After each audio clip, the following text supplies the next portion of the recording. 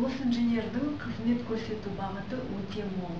Бұл тек қана ғимараттар, өндіріс кешендерді, зауыттарды салу емес.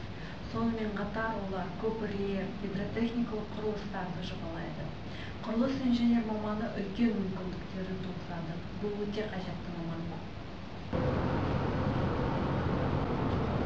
Мен механика саласының инженерімін. Сіздердің биік, көп қабатты әсем үйлеріңізге тез әрі шаршамайтын лифт орнатып беремін. Мен бақылау, өлшеу және автоматика саласының инженерімін. Мен сіздің үйіңізге электрондық құлып және даладан сөйлесу аппаратын орнатамын.